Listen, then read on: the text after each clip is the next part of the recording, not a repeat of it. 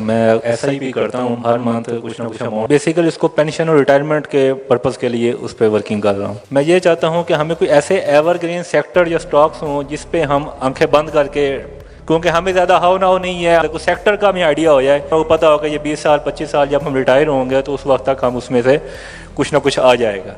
तो उस लिहाज से आपसे यहाँ पे कितने लोग होंगे? 50-60 लोग होंगे, लेट्स से। कहाँ गए सर? 50-60 लोग होंगे। This is 0.5% of actual population of Pakistan. जो आपने एसेट क्लास ढूंढ लिया है ना, उसमें एवरेज पाकिस्तानी को बिलीव करने में ना अगले 25 साल लगने वाले हैं, और उस 25 साल में आपका रिटर्न उनसे ज्यादा होने वाला है। अपने SIP कैलकुलेटर मेरी वेबसाइट पे फ्री अवेलेबल है, वहां पे जाके सिर्फ डालना शुरू करें और देखें कि आप हर साल 16% कमाते हैं।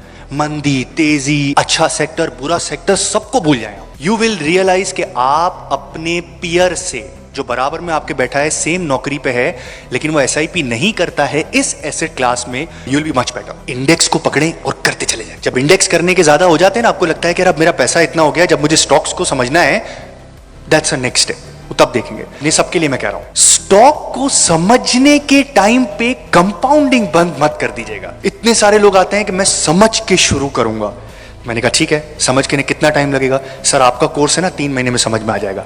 3 साल में भी नहीं आएगा जो मुझे समझ है, जिसको मैं स्ट्रिप डाउन करके बताने की कोशिश करता हूं ताकि आप लोगों को समझ आता जाए और कोई मैं उल्टा कंफ्यूज ना करके चला जाऊं। आपको 6 महीने लगते हैं, साल लगता है फुल बिलीफ आने में एक एसेट क्लास में, वैसे जनरेशंस लगती हैं। आपके अब्बा को प्रॉपर्टी क्यों पसंद है? क्योंकि उनके अब्बा ने प्रॉपर्टी में इन्वेस्ट किया था। उनको इसलिए पसंद नहीं है कि ये चल रही है। आज आप इन्वेस्ट करेंगे तो हमारी जनरेशन को बिलीव होगा ना उसके ऊपर, तो भाई इनको तो बिलीव बहुत टाइम बाद आना है। सो उस टाइम पीरियड के अंदर कंपाउंडिंग नहीं छोड़िएगा। एक सिंपल इक्विटी म्यूचुअल फंड या ETF के अंदर वो SIP करते रहिएगा। हो सकता है कि आपको टाइम लगे समझने में, जब समझ आ जाए तब स्टॉक में आ जाइएगा, तब तक कंपाउंडिंग नहीं रोकिएगा।